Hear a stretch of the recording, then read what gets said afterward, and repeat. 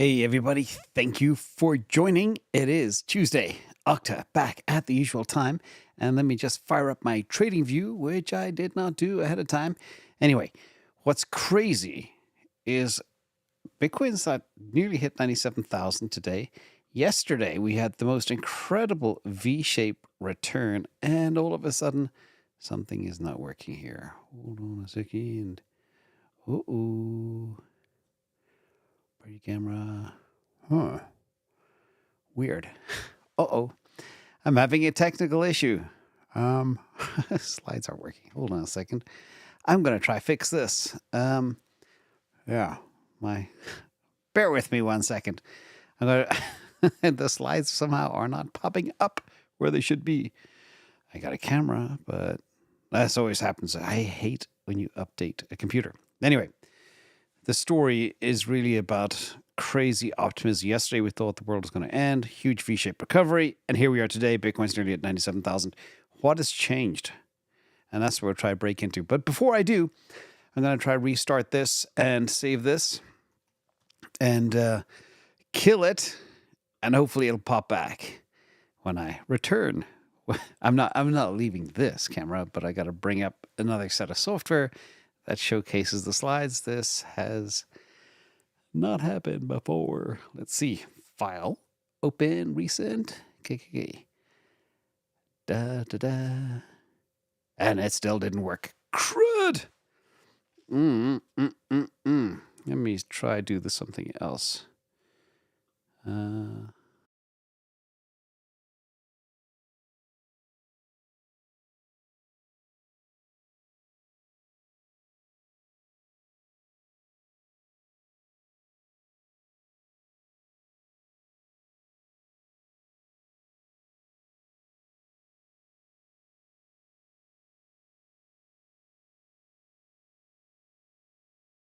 ECA3 and Prezi. Nope. Chrome share. Let me try maybe I can just do a Chrome share. Share my screen. And that's not even showing. Hold on a second. I'm just going to oh, this is annoying. I don't want to kill the stream, but now that's not even showing. Screen share. All right. What I'm going to try and do is just pull the presentation in to this screen, and then we can just look at the slides together, everybody. So let me click on this. Hold on. All right. Let me see if I can just put this in full mode. What's the best way to zoom into this? Sorry about all this, everybody. Technical glitches, but move over. How's that? And I see the chat as well. So I'm just going to try and, let me see if I can zoom in, fit, view full screen. Sorry about this. Once a year, this crap happens. I don't want the ruler. Yeah, is that good enough? Let's hope it's good enough. And I'm just going to try and blast through it like this. Anyway, the story today is about the shocking optimism that's out there. I'm going to try and make this a little bit bigger. I'll try blast in. It's annoying because it's, well, let's just try and make it happen. It's annoying because I'm not used to doing it this way, but we'll just blast through. Anyway, Shocking Optimism is the title. And of course, disclaimer, not financial advice. And shout out to everybody on Patreon. This is from Mitch4342. I just joined your Patreon for any extra alpha I can consume from you. Been following you from the start on YouTube and would not be where I am now financially without your wisdom. Well, appreciate you. Thank you so much, Mitch, for being here. Let's get into the good news first. If you look at the market over the last 7 days, you can see everything against Bitcoin. ETH beat it, Sol beat it, XRP. Cardano didn't beat Bitcoin, and a lot of other names. In terms of dollar terms over the last 7 days, Bitcoin has had a pretty good week, up 5%. And again, compared to yesterday, I just realized you guys can't see my face when I do this. That's annoying. That is so annoying. I'm going to try, let me see, camera. Camera A. This is annoying. Anyway, I'll just try. How do I even have this where I can have myself as a little person? Because I want you to see my face as well. So you know that I'm real. This is good. I hate software. Absolutely hate it. Anyway, let's get back to this story. I'll make it bigger and better, and hopefully I can, maybe expand the slides a little bit more. Sorry for that distraction. So that's Bitcoin up for the week, as well as many other crypto names.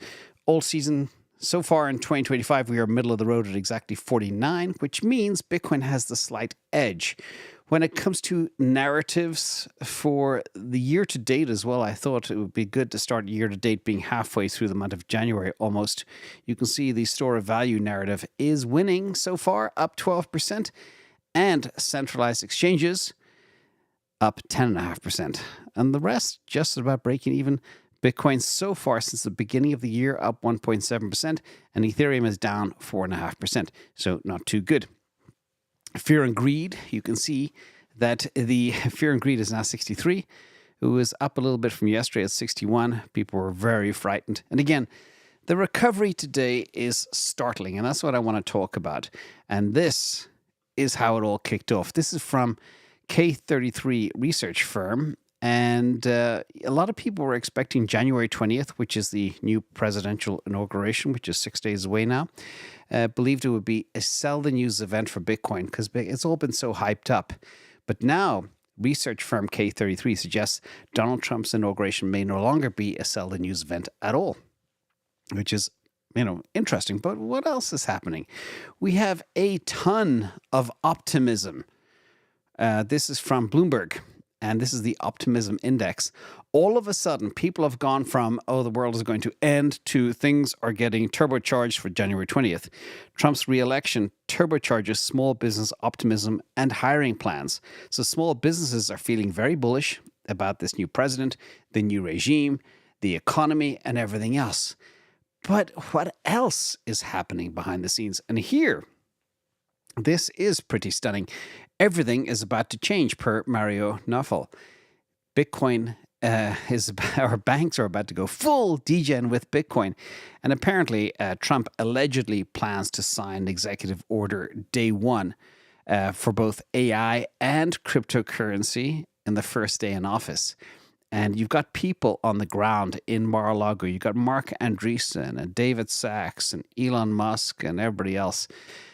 And a lot of what they're trying to do is reverse. This is too important. So I'm going to try and put my screen on where so you can see me. They are trying to actually reverse all the damage that's been done by Gary Gensler and the SEC and the current administration. Love them or hate them, I don't care. The only reason I look at politics to understand where my bags are going to go. Are they going to go to zero? Are they going to get bigger? That's why I care. But for the first time ever in the history of the world, we now have a lot of intellectual horsepower coming to the White House to help make decisions during this most transformative time.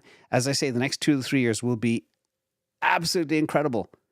And it's very important that the country makes the right decisions, because what happens over the next 2 to 3 years will determine the future of GDP and growth and jobs and abundance and all that type of stuff.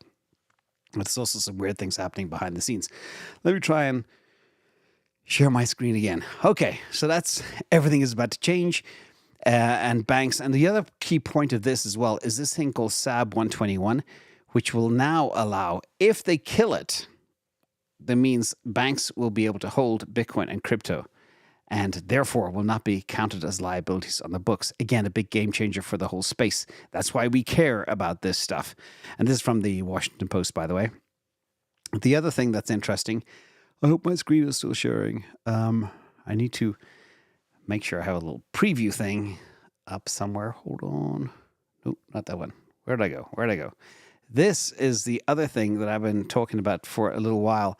And this is how we have a situation where you've got a guy called Mark Andreessen, who is probably one of the top capital allocators on the face of the planet. He is now recruiting and interviewing people for positions across the Trump administration, including Department of Defense. One of the key things as well, it's worth popping out for this, that's so important, is we are now going into a world where war will be handled in a very different way. It will no longer be aircraft carriers and tanks and fighter jets. It will be drones and blocking signals and telecommunications and all that type of stuff. That's the way the new worlds will be fought. And Silicon Valley has a lot of VCs. And I know people say VCs are bad. No, there's good people and bad people in every space.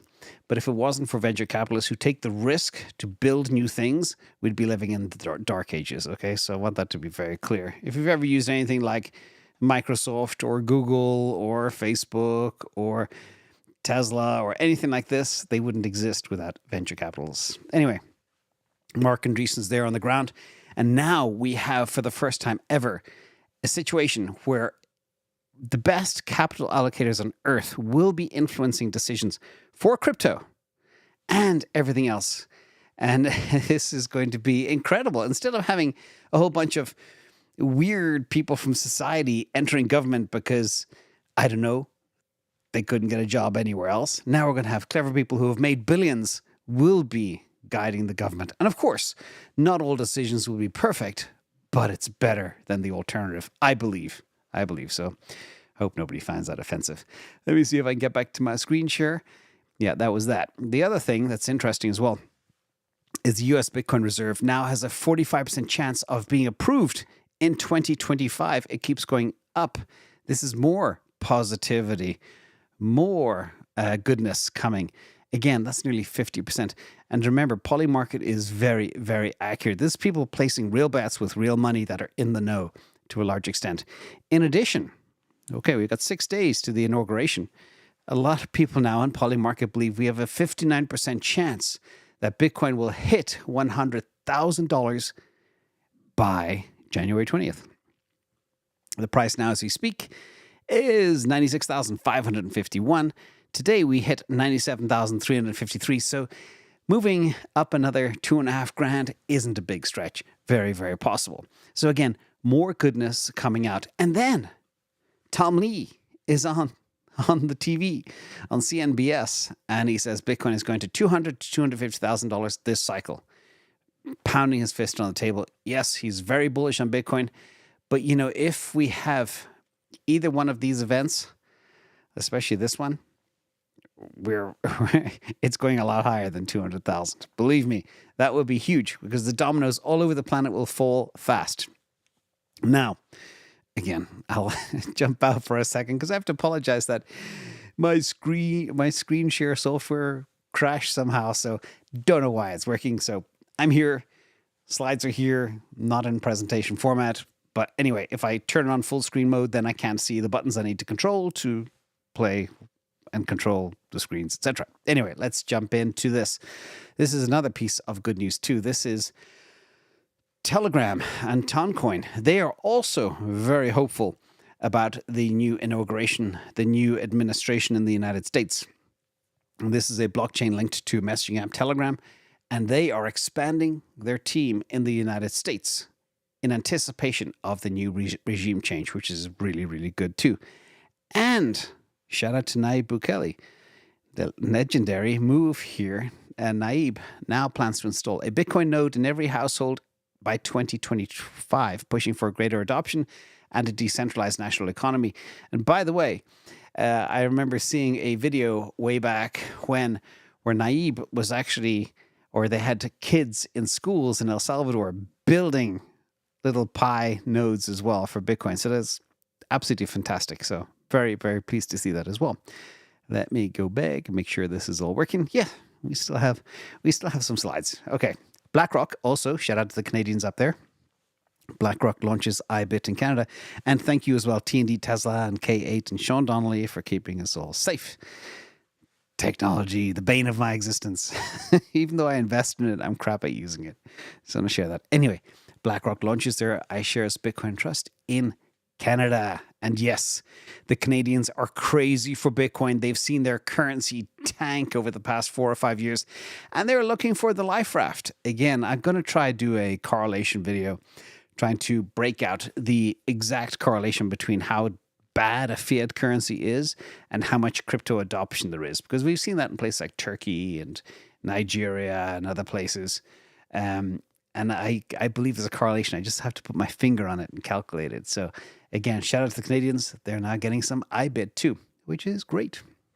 Now, moving on to the story, you can see here, this is actually a little bit you might consider bad news, but because I have it in the good news section as a reason for that. First of all, the people with the average bag of 10 to 100 Bitcoin have sold 300,000 Bitcoin over the last couple of, sold 300,000 Bitcoin since 2020. They have been dumping their bags. Now, yeah, I hear you say, 300,000 Bitcoin, that's an awful lot.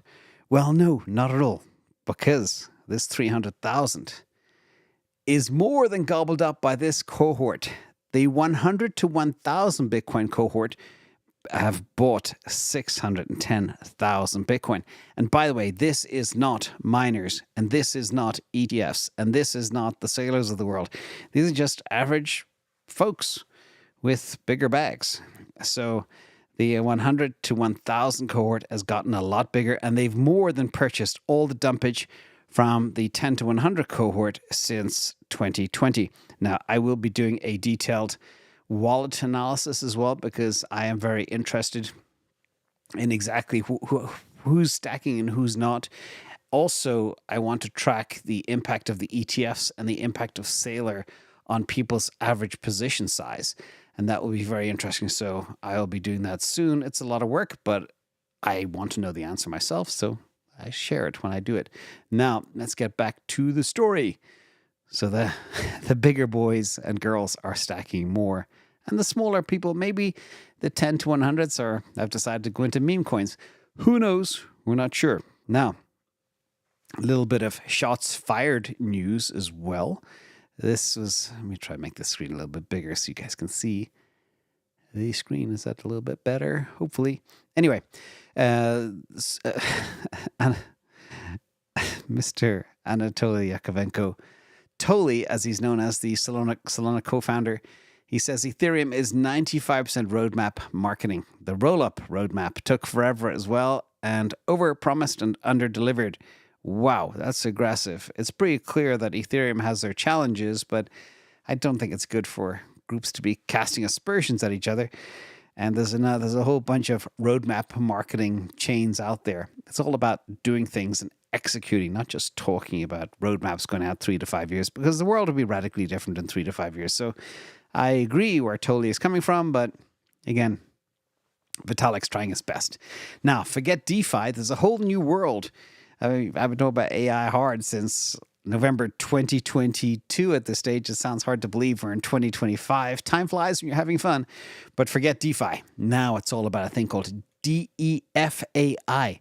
And that is the transformation of DeFi with AI-powered solutions. That's what I think about the DEF, DeFi with AI. And they will be simplifying complexities, boosting securities, and opening doors for everybody to access decentralized finance with ease. So some names up here that you'll probably already know, like Graphane and Grift, Newer, Quain, and Alpha, Moby. Again, we will hopefully be able to do a bigger, deeper dive into some of these AI tokens as well. It's going to be big in the space. Angle Blackson, thank you for coming. Now, this is another big piece of breaking news today, and it may be another hopium hit, but it looks like once Gary Gensler is gone, these Solana ETFs and even XRP ETFs will be approved. And I don't know why they talk about XRP. And I don't know why they talk about XRP getting more allocation than Solana. They clearly don't understand on-chain metrics, but that's a separate issue. JP Morgan. I'll leave it there before I say anything I shouldn't say. But the point is, they believe within 6 to 12 months, the ETF will come, and that will bring in money, billions, to different assets. And they spoke about different monies coming in. One, they said a $3 billion scenario of $3 billion coming into the Solana ETF. And I decided to configure my IA Bitcoin multiplier for Solana. It's the same process, everybody. You you take when something is purchased. If $1 billion comes into an asset, it doesn't mean it increases the market cap by $1 billion because of supply and demand. Very few actually are sell. So the typical multiplier of the impact of $1 billion come in is at least a 20x. So you get $1 billion coming in, you multiply it by 20, that's $20 billion added to the market cap. You divide it by the number of tokens and you add that impact to the current price. And therefore, if you use the old 20 multiplier and you apply it, hang on a second. Let me see. Where's the camera? I just thought of something else. Yeah, I don't know why. Nothing's working. Anyway, I thought maybe I could fix it. The point is the price impact. If just $3 billion comes into Solana, it will increase the market cap by a truckload and the price by $130, which given the price right now of $187, it'll take the Solana price to $317. Just having an ETF that brings in $3 billion per the JP Morgan numbers. If you have a different multiplier like 35, that price goes to 414, and a multiplier which is probably more realistic, 50, because a lot of Solana is staked. People don't unstake it, so there's very little liquid supply on the market. That could be a 50x. That would take the price to 511. Now, what happens if 6 billion comes in? They said between 3 and 6 billion. I modeled out 6 billion, same thing, same multipliers. 6 billion would take the price to 446. 6 billion with a 35 multiplier, 641, and with a 50 multiplier to 836. Again, more potential if it happens. We don't know if the ETF is going to be approved, and we don't know how much money is going to come in. But if those monies do come in, I'm pretty certain these numbers will hold at the very least the 20x multiplier, probably the 35 and maybe even the 50. So again, more goodness coming. As I said, a lot of hopeness. Now, this is from James Van Straten. I've been talking about treasuries now since late summer 2024. But James Van Straten says, I do have it on good authority that investment bankers are telling U.S.-listed public companies to announce a Bitcoin treasury in order for the company to increase trade volume, liquidity, etc. This is why you're seeing a flurry of Bitcoin companies announcing Bitcoin as a treasury asset, but not necessarily acquiring Bitcoin. But they will realize eventually announcing isn't enough. They will need to acquire. So what does this all mean? Well, as I've been saying, treasuries are the thing. Everybody will have to get rid of their melting fiat ice cubes and stick them into Bitcoin because it'll stop your melting ice cubes from melting. It'll grow your business. It'll make it more attractive to shareholders and help increase volume, etc. That's why everybody's doing it. And just over the last 24 hours, let me get the right button here. This is nuts. I shared this on Patreon a few hours ago, 2 hours ago. Treasuries are pretty nuts in the last 24 hours. My list so far, Meta's board advised to buy Bitcoin with Treasury. This would be a massive for the Mag 7. Tesla already has Bitcoin, but the others would have to follow suit, and so would the S&P 500, so would the NASDAQ, etc.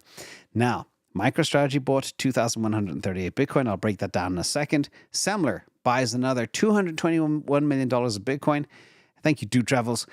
And Ming Xing out of Hong Kong buys 500 Bitcoin. I have no idea what Ming Xing do, but they bought a big bag of Bitcoin. And then an Italian bank called Intesa Sanpaolo buys 11 Bitcoin. Not a lot, but remember, it's getting your foot in the door or dropping your toe in the pond is what matters. Again, you were seeing this trend happen all over the world. And a new meta planet out of Japan, that's called Remix Point. They buy 33.3 additional Bitcoin, boosting holdings to nearly 32 million. Remember, only 450 issued per day. Add up all this list, anybody, kids at home, you're looking at least 3,500 Bitcoin just from a very small handful of companies stacking. Okay? It's just beginning. 24 hours of news right there. And I probably don't even have everybody on the list. Again, treasuries. Let's have a look at MicroStrategy, what they have done. I've got this master list I've been tracking since the very beginning of time. Every time they buy. Thank you, Piper, up there in Canada. Hope the weather's good. MicroStrategy, week 10 of buys. In 10 weeks, 10 weeks, they have purchased 198,000 Bitcoin. That's 200,000 Bitcoin in 10 weeks. Hard to believe. And in the last 365 days, they've purchased over 260,000 Bitcoin. Remember, only about 160,000 are issued a year. One player is buying it all. And they're about to, there's even more bonkers, if it couldn't get even more nuts, the MicroStrategy vote to increase common stock supply will pass. Polymarket, once again, has a 95% chance of that passing. The MicroStrategy vote is going to get approved. As I've always said, it's a foregone conclusion because Michael Saylor controls 46% of the voting power, and the board are also on board. Excuse the pun. That didn't come out right. So this MicroStrategy are going to start issuing shares like crazy. Yes, initially it'll dilute, but they're buying Bitcoin. It'll drive up the Bitcoin price, which will drive up the MicroStrategy price. And you get more Satoshis per share as they keep selling stock at a premium. And that's just how it works. The infinite money glitch, as I've been calling it for years. So that's going to be a huge, another big tailwind for Bitcoin. Now, switching gears to Tesla for a second. The best car in China just got a lot better from Nick Cruz Patene. Hope I got that right. The number one selling car in China, whether petrol, diesel, gas, electric, whatever, was the Model Y. It is the most expensive car in its class in EVs and far, far more expensive than other Chinese EVs. But the Chinese want the Tesla. It's the most competitive car market in the world.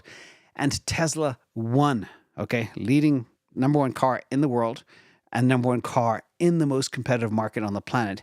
And the new Model Y Juniper is even better. So they're going to stretch their lead in 2025. And so far, the sales are really good in China, still going strong. Normally, China is a dead, or January is a dead month in China. Not China's dead. Dead month in China, but things are selling like hotcakes. And Berlin, shout out to our German friends who I know here are in the audience. Berlin factory is set to begin production of the new Model Y today or tomorrow. Depends on your time zone, wherever you are. It's happening now. And they are rolling over to start pushing out this new Model Y, which is a very pretty car. And DBF 430, thank you for coming. This is a little bit of sad news and good news. Unfortunately, this is the United States today, by the way. New Jersey, Patterson, New Jersey. Shout out to Sawyer Merritt, who shared the photos from TLS. This is a Cybertruck.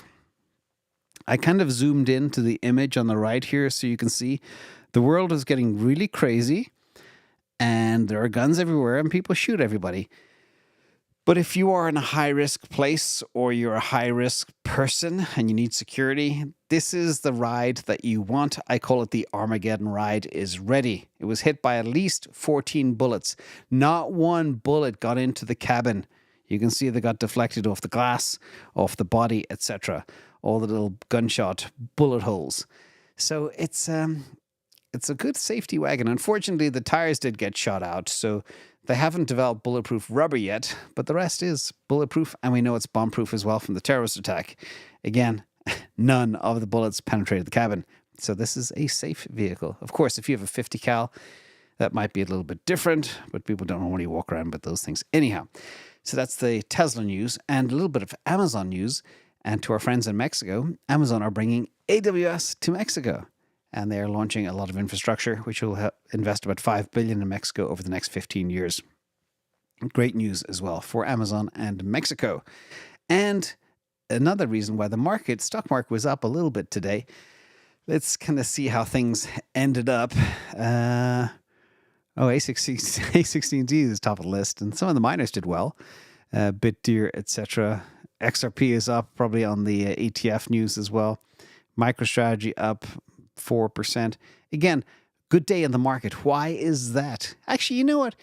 I don't even mind presenting this way. Let me know if you... I just got to figure out how to make the thing full screen. Maybe I should do that. Let me see. Hang on a second. If I do, slideshow. Is that better? Then I can't see the chat. But anyway, I'll just try this now so you can see it full screen.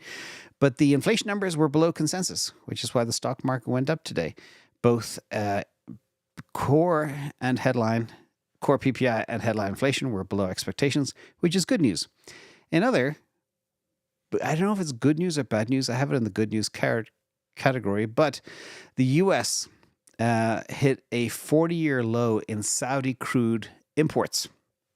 So the United States is no longer sucking oil out of the Middle East because it can now pump its own oil and refine it as well and use some of the Canadian oil as well. And that's reshaping the global oil map. And I don't know as well if this is because of the electrification of the world and other good stuff. We shall see. But maybe if there's less dependency on Middle Eastern oil, it might bring about more peace in the region. That's what I hope for. I hope for truth and I hope for peace on Earth. Now, bad news, ladies and gentlemen. Brace yourselves. There is some bad news out there. First of all, this is stocks over the last 7 days. You can see pretty nasty. Microsoft down, Apple down, Nvidia down nearly 12%. We'll cover the reason for that as well. TSM as well, because it's tied to Nvidia, down 8.5%. Google down 3%, Meta down 5.3%, Amazon down 4%, and Tesla positive. Weird. It's like Tesla goes counter to the Mag 7, although I call it the Mag 1. Anyway, the reason for tech, AI, Nvidia all getting hit probably could be to do with this. Biden is curbing AI chip sales, and that hits Nvidia. There's a whole bunch of different tiers. There are, I think, 8 countries or 18 countries on the most permissive list. They're kind of the G7s with a few other countries like Ireland and New Zealand and Australia and stuff. And then tier 2 is kind of like the rest of the world. And then tier 3 are the hotspots that are like very restrictive, where you literally can't buy NVIDIA chips. You got places like North Korea, Russia, Iran, China. Biden doesn't want them getting chips. Now, the good news is, this will have to be formulated and decided upon, I think, in about a month's time or so, which means Biden will no longer be able to control it. He's just pushing it right now. It did hit the stock, but I don't think it's going to get approved. There will be restrictions, of course. You don't want your enemies having H-100s and B-200s to be able to, I don't know, build nuclear weapons or whatever. But we'll watch this space very carefully. And other bad news too, Michael Arouet talked about how the EU is building proposals for a bunch of AI factories across places like Sweden, Germany, Spain, Italy, Greece even. But there is a problem. Michael describes the EU energy suicide. Basically means all these potential deals fall flat in their face. There's no way they can effectively and efficiently run AI without abundant, cheap energy. And I don't know why Norway is not on the list, because they do have a lot of energy, both oil and hydroelectric power. I don't know where this is all going to go, but he believes it's a nonsense debate to propose AI factories because the electricity is simply too expensive or not enough of it. And that's going to be a key factor as well for the world going forward.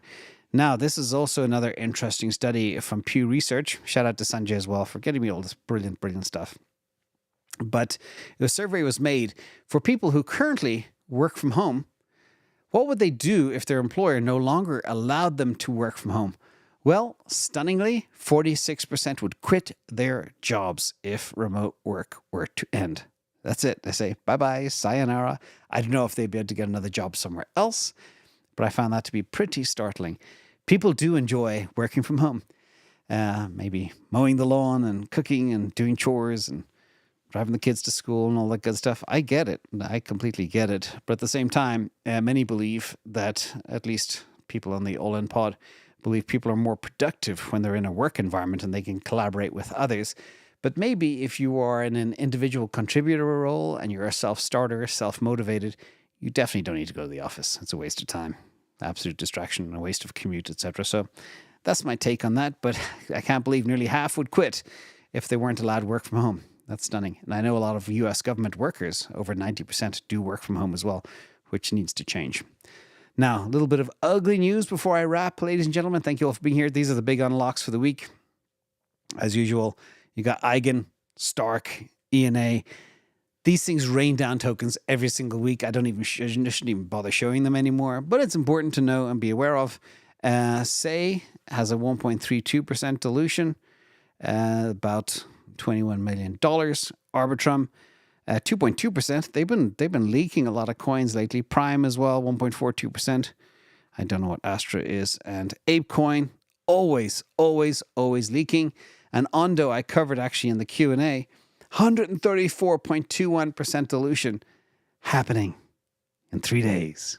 That's going to be nasty. So we'll see. But somebody's trying to pump that token up right now. Maybe because of my video on Sunday. Who knows?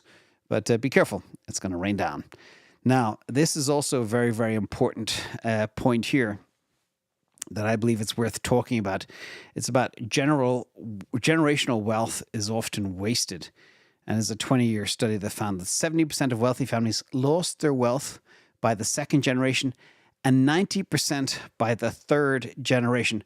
I find this staggering, and I'm going to jump out for this as well because I think it's so important to discuss. If imagine the audience here, you know, a mom or a dad or whatever, and they make a lot of wealth and they got a couple of kids, and then they put a silver spoon in the mouth and they make it easy to get whatever they want, hand down money, etc. You're going to turn those children into very, dependent on handouts and on money and everything else. And they're going to have a lack of financial education. That's why I always urge, parents of kids who are watching the show as well, I give them math problems every week, So if math problem of the day, if 450 Bitcoin are issued every day by miners, and that's 365 days in a year, how many Bitcoin are issued in a year? And what happens if Michael Saylor buys over 260,000 Bitcoin? How many years of supply is that? I think I mentioned the answer earlier, but it's very interesting. But the point of this is descendants don't have the same hunger. They don't have the same level of financial education. And they're not interested in managing wealth or making wealth because they already have it. And it's a big problem. Also, lifestyle inflation. When you grow up with nothing, you're used to nothing. So you still go shop at Costco and grocery outlet and all these places. But if you're born with the silver spoon in your mouth, you want that convertible Porsche and you want the Louis Vuitton purse and all that good stuff. And that depletes wealth, the combination of no hunger and the silver spoon burning through cash. That's why I say burn is so important. And then, of course, entrepreneurial risk. The way people make money is by risking it. As I always say as well, scared money don't make money. And a lot of people who are handed money, they have money, so there's no reason to take on any risk, which means they won't make any money. So anyway, my 3 ideas as to why generational wealth is burnt. And people that are handed it aren't hungry. Hunger is very, very important. And there's some people that are naturally hungry. Even if they have all the money in the world, they still work their tails off, like Elon Musk, and he's a big inspiration. Sorry for spending so much time on that, but it's such an important point for those who are raising families. Make them work for every penny. My dad did. He never gave me a penny in his life. I had to work for every penny. Now, this is also another bit of sad news in the ugly section of the news. This is from Kobeissi Report. The damage and economic loss from the LA fires are now, some people say it could be as high as $500 billion, $500 billion. And that will be the worst losses ever on record in the United States. The costliest disaster in U.S. history. And they haven't even begun to count the damage. It is absolutely shocking. So thoughts and prayers and all that good stuff to anybody who was affected by that. At least the good news is not many died, but the destruction was terrible, but they did a great job in evacuations. And remember, you can always rebuild. And that's also a good challenge sometimes to have. And final piece is government workers and insider trading. Cool little chart here. It shows you who won 2024 with insider trading knowledge. Shout out to Democrats, 31.1% average portfolio return. I shared all the details of this study on Patreon earlier today. Republicans came in second, 26.1%, versus the S&P 500 return, 24.9%. So insider information really did help in beating the stock market. But there's a couple of people that got it completely wrong and didn't do very well anyhow. But hopefully, in the new world that we're going into, it will be illegal for government workers to use information that they have. For example, banning the sales of NVIDIA chips. I wonder what Nancy Pelosi did to her NVIDIA position with that information, because she knew it was coming. So this is why I think it should be very illegal. And you're in government to work for the people, not to line your pockets. I'll get off my little soapbox. And thank you all for coming. All these videos are turned into podcasts and emails. Thank you to the team behind me that does that. And I hope you like the content. Oh, was I not sharing? Crap, I think I wasn't sharing. I think I wasn't sharing the screen. This is the last one I mentioned. In case you missed it, I knew I'd screw up. This is why I do it the other way. The here you see the charts on how government workers use insider information to perform better, and the Democrats win 31.1%. And the other thing was the disaster worst ever, which I shared before, and the generational wealth piece. I think that's when I stepped out to show you that chart. So, despite my challenges, we got it done, and hopefully we'll be able to fix our little bugs later. Thank you all for watching. That was the Octa show this week. That was 50 nuggets of goodness. It's a little something for everybody. And thank you all. Thank you, Team Tesla, Sean Donnelly, K8, and everybody else. Good night, everybody. Be safe out there. And if you haven't seen my scammer video, I managed to spend 45 minutes on the phone with the scammer yesterday and pretended I was a complete noob. He was probably rubbing his hands together saying, oh, I got this guy. Good. But listen to that. They are getting very, very sophisticated. And most people that listen to that would swear I was talking to a Coinbase employee. Very polished, very professional, designed to terrify you and suck you in and drain you. And these are Americans on the ground that are doing this, that are destroying lives. So where's Lucille, the baseball bat? That's what's required now. Anyway, see you all tomorrow. Thank you all for coming. Bye-bye. I don't know if anything's working anymore. Yeah,